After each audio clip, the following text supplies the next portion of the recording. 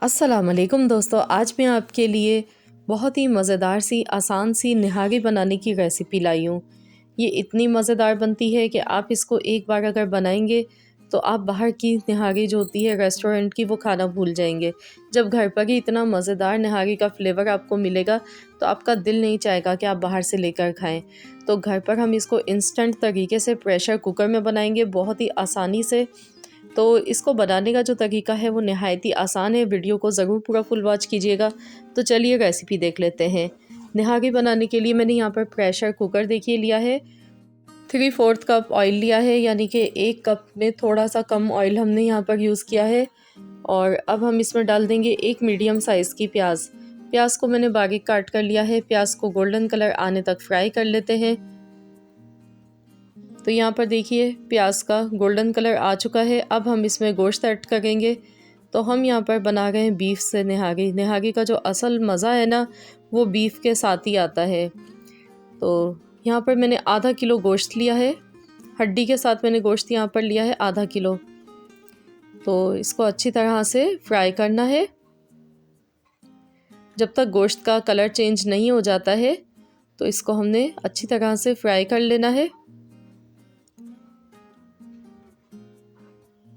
तो यहाँ पर देखिए गोश्त हमारा फ्राई हो रहा है। तो जब तक हम इसमें लहसुन अदरक का पेस्ट भी ऐड कर देते हैं साथ में। 1 बड़ा चम्मच भर के मैंने लहसुन अदरक का पेस्ट लिया है। लहसुन अदरक के साथ इसको अच्छी तरह से भूनेंगे। तो अब हम इसमें निहारी का मसाला डालेंगे। तो मैंने यहाँ पर निहारी का मसाला ले लिया है 1 पैकेट, और ये आधा किलो गोश्त के हिसाब से ये परफेक्ट है बिल्कुल। तो इसके ऊपर मेंशन किया है कि आधा किलो गोश्त के लिए ये यूज़ होता है। तो आप किसी भी ब्रांड का ले सकते हैं। मैंने शान कंपनी का लिया है। इसकी मकसद मुझे ज़्यादा इसका फ्लेवर अच्छा लगता है। निहारी मुझे इसकी ज़्यादा पसंद आती है।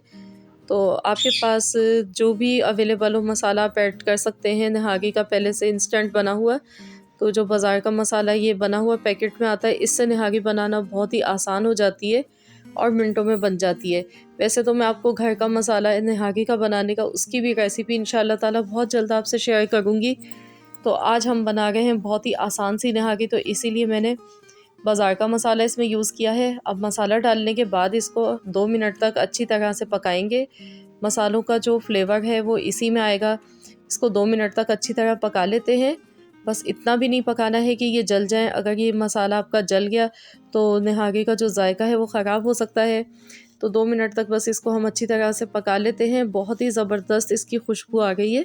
तो अब मैं इसमें पानी ऐड कर देती हूँ। पानी इसमें इतना ऐड करना है कि गोश्त गल जाने के बाद इसमें यखनी रहनी चाहिए। तो बिल्कुल इसमें हम इतना पानी डालेंगे। मैंने यहाँ पर 4 से 5 गिलास तकरीबन मैंने डाले हैं। तो क्योंकि प्रेशर कुकर में मैं इसको पका गई हूँ तो इसको ज़्यादा टाइम भी नहीं लगेगा।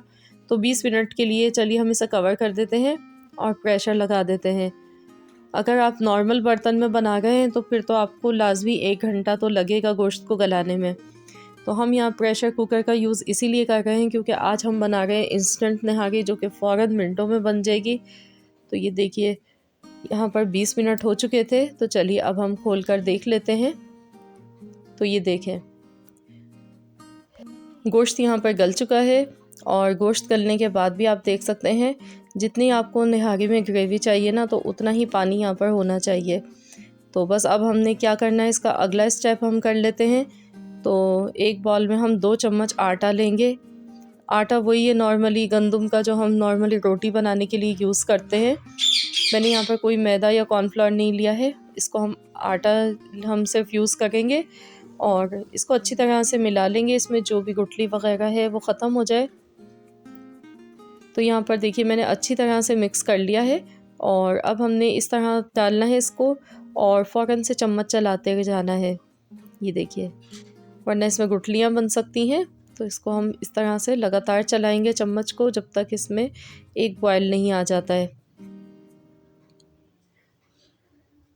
और थिकनेस तो आप अपने हिसाब से भी रख सकते हैं। जैसे हम बाज़ार से लेके निहारी खाते हैं तो जितनी वो गाढ़ी होती है उसी हिसाब से आप थिकनेस रख सकते हैं।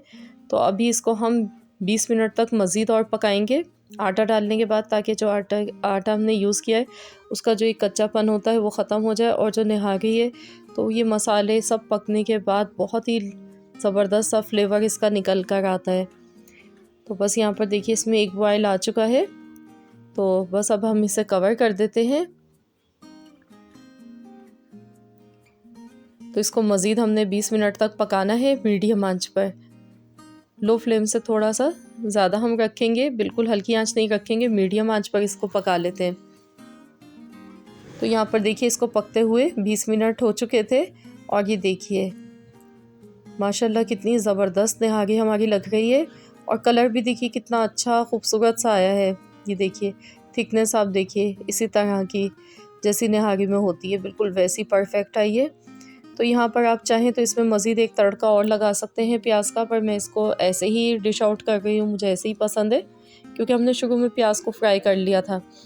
तो ये देखिए कितना खूबसूरत माशाल्लाह कलर आया। इसको हमने अदरक, हरी मिर्च और नींबू के साथ गार्निश कर दिया है और ये बहुत ही मज़ेदार बनी है। आप इसको तंदूर वाली रोटी के साथ खाएँ, बहुत ही लज़ीज़ बन लगती है ये। तो ज़रूर इस रेसिपी को ट्राई कीजिएगा और मुझे कमेंट्स बॉक्स में ज़रूर बताइएगा आप सबको कैसी लगी आज की रेसिपी। आई होप के आप सबको आज की रेसिपी ज़रूर पसंद आई होगी। वीडियो अच्छी लगी है तो लाइक कर दीजिए, चैनल पर नए हैं तो चैनल को सब्सक्राइब कर लीजिए। मिलते हैं इंशाअल्लाह ताला बहुत जल्द एक और न्यू वीडियो के साथ। तो जब तक के लिए अल्लाह हाफ़िज़।